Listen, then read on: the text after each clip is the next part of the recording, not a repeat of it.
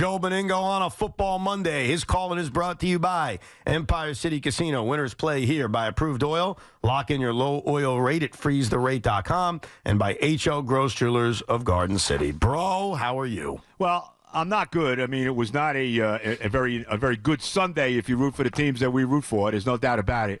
Let me start with this. We'll start with the Jets. I know you want to get to the Mets as well. Start to the Jets. The first thing that should be done, like today, is making this trade for Davante Adams, number one. I am sick and tired of watching Alan Lazard drop pass after pass. He killed him yesterday. Right before, and Rodgers didn't play great, let's be honest. And by the way, the offensive line, he's getting hit much too much. I thought he was done yesterday when he, curled over on his knee and all that, whatever. Okay, but I'm tired of Alan Lazard dropping passes. He hit him on a pass for a sure first down. I think it was still 3-0 at that point. It was 3-0 because the very next play, Van Ginkel intercepted the pass and took it in for a touchdown. And he dropped a pass in the end zone, should have been a touchdown. He dropped one near the goal line. It almost got picked off. It popped in the air. Thank God it hit the ground. He did catch the touchdown on that drive.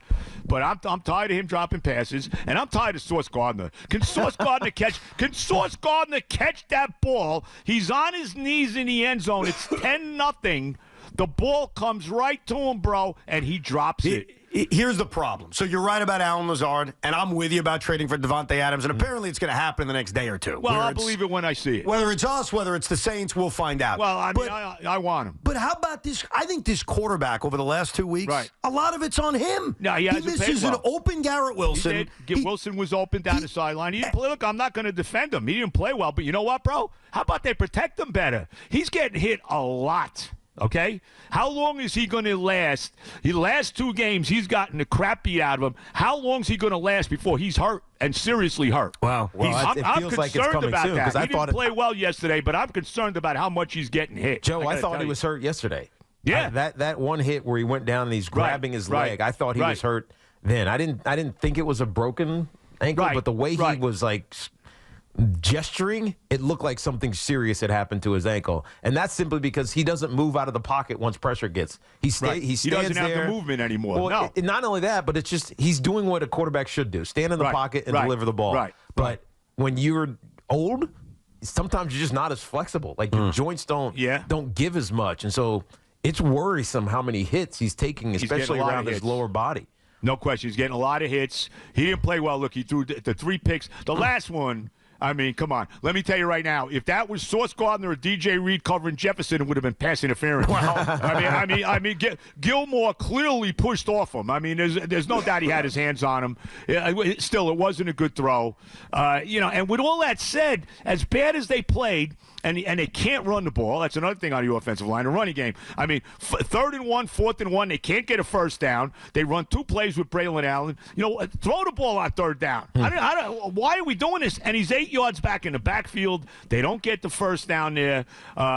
Quincy Williams has a short touchdown. Somehow Sam Darnold gets a finger on him on that fumble. It looked like he was gone, and he tackles him. Of course, they got the interception return on, after that, so that negated that. But I mean, and I'm sick. I'm telling you, I'm sick of Sauce Gardner. This guy Eccles. Every time he plays, Brandon Eccles, he makes a play. He got an interception again yesterday off of Darnold, and I'm watching Gardner, who's got 1 pick in his entire career, drop another freaking gimme interception. Reminds me of what happened last year in Dallas, and even though they got killed in that game, he had a sure pick 6 that he dropped early in the game, might have turned the game around. Okay, I'm tired of his act. I'm getting tired of it. I really, really, really am. But the defense played good. I mean, I don't want to. That's the thing. The defense is playing good enough for them to win. I don't want to kill. Right. They put pressure on Darnold. They sacked him a number of times. McDonald had that huge sack on the first drive of the game to take him, to force him to kick a long field goal there. The defense played good. I mean, they really did. They forced a couple turnovers. They got a little break when Jones went out of the game because they really weren't stopping the run when he was in there. Right. Once he left the game, they started stopping the run more. They were better at it. But with all that said, as bad as they played, they got a chance to win this game at the end, similar to the Bronco game. Now, I think that there's some things that are going on here. I don't think Rodgers is thrilled with what. I don't know anything. I mean, let me just say this: I haven't communicated with Robert Saleh the entire year, so I know nothing about nothing. Okay, let me throw that out. All right. But my looking at from the outside in, it looks to me like he's not thrilled with the coach. And I got to tell you, I really believe this, okay? He's 20-36 now. He continues to lose. I don't think Woody Johnson is going to allow this year to spiral out of control without making a move. And I really think if they lose to the Bills, I think he's in big trouble. I really do. I really do. And then what do you do, though? Like, do you promote Hackett? Do you promote Ulbricht? What do you do? I don't think you promote Hackett. You know what? I don't know who you promote, okay? Maybe you got to give it to Ulbricht. I don't care. But you never know, bro. I don't know. Like, it's something that generally doesn't work in the NFL. Well, that's the problem. Like, how long until it's done? No, I'm with you on that. But if he's 2-5, is he still the coach of the team after Pittsburgh? Look, I understand the frustration because Robert Saleh's proven to be one of the worst head coaches in the NFL. Terrible. So I'm certainly not defending him. It's more that I look at NFL history, and other than the guy in Oakland, the special teams coach, Bisaccia. Right. Rich Bisaccia. It rarely works. It never works. So I understand. It feels like... Well, it kind of worked with Antonio Pierce last year as well. I mean, they played a lot better than the Raiders. They played better, but not to the working that we needed to work, which is going to the playoffs. True. That's what I mean, because anything short of that's a disaster. They also didn't have a quarterback. Right. I mean, they were running with Aiden O'Connell a year ago, who, by the way, entered the game last night or yesterday afternoon because what's his name was terrible. Gardner Minshew was terrible. Yeah, he threw that pick. By the way, he threw that pick six to Patrick Surtain. By the way, that is a real cornerback who went 100 yards for a freaking touchdown after he shut down Garrett Wilson the week before, and he also had another interception. Okay, I'm tired of hearing about Sauce Gardner. He's completely overrated. You know what it might be in some capacity for the Jets, and this is totality, and maybe this is what Quincy Williams was getting at. You talk about the drops from Allen Lazard. He had 10 targets, 4 receptions. Right. At least 3 of them were drops. Maybe 4 of them were drops. I think it was 4. I think I counted 4. You're probably right. Not that I would count. Because it's a lot of targets and not a lot of receptions. You know what I mean? That I would count. And Aaron Rodgers doesn't throw a lot of bad throws, even though a couple of them were pretty bad. But my point is, it feels like this Jets team doesn't have guys executing with urgency. So in the moment, whether it doesn't matter if it's a first down, a second down, this critical third, whatever, this is your chance to make a play. Make it, right? Instead of, there'll be another one. We'll get them the next time. And when you do that too many times, the game is over and you end up losing. And that's what it feels like with this Jets teams. It's you miss a block because you talk about those 3rd and 4th downs, Joe. Those are well-designed plays. It's just your tight end missed the block. He didn't put a helmet on a head. Right. And somebody comes unblocked and hits Braylon Allen in the backfield before it ever gets going. Those are a 3rd down. That's an 8-yard run minimum. On 4th down, 4-yard run minimum. But they don't make the block. So it's execution in the moment. And I think it's everybody. So it's not even like you can pinpoint and say, oh, it's the left guard, or oh, it's the D tackle, or oh, it's Sauce, or oh, it's Allen. It's everybody, and that's the biggest indictment on coaching when it's everybody making those non-plays in the moments that matter. Yeah. Well, look, I mean, I can't disagree with you, bro. I really can't. But I just wonder about the patience of the owner because this is a team that's got to win now. Yeah. I mean, they really do. And I'm telling you, I really think Sal is in big trouble if they lose to Buffalo. I really, maybe I'm nuts, but I really do think that. I just don't know where you go. Yeah, that's my only. Well, I understand that. That's my only hesitation because, like, obviously the record is the record. I mean, Robert Saleh's been a bad head coach for this team. And unlike some of the other head coaches that we have run out of town, this guy's had talent. This is a talented football team. And now he's got a quarterback. And now he's got it right, especially on defense. And now he's got a quarterback. By the way, this too. Breece Hall, okay? He's been horrible 2 weeks in a row. Can we throw the ball? Where are the passes to him? They didn't even try to throw the ball to him out of the backfield. This guy is a tremendous pass catcher out of the backfield. There's never a screen pass. Yeah. We never throw a screen pass, this team. Yeah, I think so much of this is on Aaron. I mean, I do. Do you really? Yeah, I do. Because there are ways that quarterbacks can make things right. You know what I mean? Like get into the right play or change out of a play that's called. So I don't know how that works with this team. Like I don't know what Aaron is in control of. He's in control of everything. So I gotta believe. Seems like he's in control of everything. But so to both of your points, I believe that he's in control of everything. So this is why it's hard to fault Nate and say, oh, he didn't call XYZ play because you don't know what he called. Right. You don't know what got changed at the line of scrimmage. And you see it often. Like the play has changed at the line of scrimmage a lot. It was his MO in Green Bay, and it worked to a plum. It was fantastic there. But he had better wide receivers in totality, meaning as a unit, not individuals, just as a unit. And they had been together for a few years. This team, they played 5 games with Aaron Rodgers. Right. They're not going to be on no preseason. They're not going to be on the same page, right? The Mike Williams interception at the end of the game. I don't know what Aaron is trying to do. It looks like he's trying to throw a back shoulder, but it's short. It's not even on his back shoulder. It was a bad throw. Right. The one to Alan Lazard in the end zone. How about missing Garrett Wilson when Garrett got open? Oh, he was wide open. That's the game right there. Right. And so part of it is Aaron. And so it's easy to talk about everything else, but when your quarterback's not playing well, it's Aaron. It shows up everywhere. Joe, I'm glad they made the trade for this guy. I hope he turns it around. He's the number one freaking problem. Because think about it this way. 2 weeks in a row now, bro, the ball's in his hands with a chance to erase everything, and he's the one who failed both times. Yeah, I understand. I'm not disagreeing with you, bro. Now, he did not play well. He has not played well 2 weeks in a row. I'm not gonna deny it in any way, shape, or form. But I would definitely bring Adams in. I think that's something they need to do. Yeah. If they're a win now team, let's go. Joe, you blew it with Reddick. I don't think we're ever going to see him. What a mistake that was. And now you got to rectify it by making this trade for this guy who wants to play with Aaron Rodgers. I agree. We've made this bet of all in. Aaron Rodgers all in. Devontae Adams is likely to be traded in the next 2 days. That's the reporting coming out of Diana Rossini, Ian Rappaport. It better be the Jets. It'll be a massive disappointment if Joe Douglas doesn't connect. Yes, it will. And acquire him. And what's amazing is kind of like these last 2 weeks where the Jets play like crap, but the ball's in Aaron's hands and they got a chance to win anyway. I look at Monday night as the same thing, bro. Like, they beat the Buffalo Bills on Monday night. They're in first place in the AFC East despite all this. Of course. Of course. Look at the year is far from over. I mean, come on. I mean, they got 12 games to play. They're a game out of first place. Buffalo's not playing well. By the way, unbelievable fair burn yesterday with that 59-yarder. But I mean, and you look at the league. You got teams like Cincinnati is sitting here at 1-4. Right. So I mean, you can't. Pittsburgh's lost a couple games in a row now. I mean, this is no easy league by any way, stretch, and form. Way, shape, and form. They're right there in the mix in their division, and they need to win this game now. This is a huge game Monday night at home. The crowd's going to be going crazy, and the crowd is going to turn quickly. Yes. If things get bad, I'll tell you right now. I agree. I mean, you're going to see. The crowd start. We're getting fed up now. Yeah.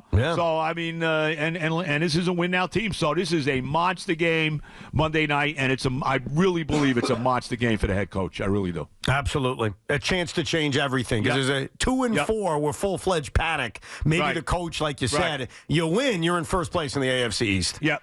That's it. Now, the baseball team. Yeah. I made a decision that maybe wasn't the best. I went to Philadelphia yesterday afternoon. You just went to the Sunday game. I went to the Sunday game with my son, my wife, my dad. It was quite an experience. Yeah, I can imagine. And look, this team's amazing. The Mets are true. When Mark Vientos hit that 2-run home run in the ninth inning, first of all, I couldn't even make any noise because the animals around me, you never know what they're going to do. Well, they were pretty quiet after he hit that home run. They were quiet, and then about 10 minutes later, they're rocking the place when Tyler McGill hangs a slider. What's you feeling right now? They got the split. They did blow a chance in game 2. How you feeling about the baseball team? I feel good. I mean, they got a split in the first 2 games. Look, and I've been telling everybody this, okay? A couple of my guys I go back and forth with during the game. They had a 3-0 lead. They blew the game. They should. No. They're not playing the White Sox in August, okay? Right. They're not playing the Washington Nationals. They're playing this big time team. Did you think you're just going to sweep this team? This is going to be a fight. I fully expect they will have to win Game 5 in Philadelphia. I think that's going to happen. I'd love to see them come home and wrap it up. Citi Field's going to be insane. They haven't been home for seemingly a month. Last time they played a home game there. I know. Against the Phillies on a Sunday night. Right. They won that. Right. 3 out of 4. That was the game when the ball hit the bag. That would have changed everything. But, so the crowd's going to be insane. But I fully expect it's nothing easy, bro.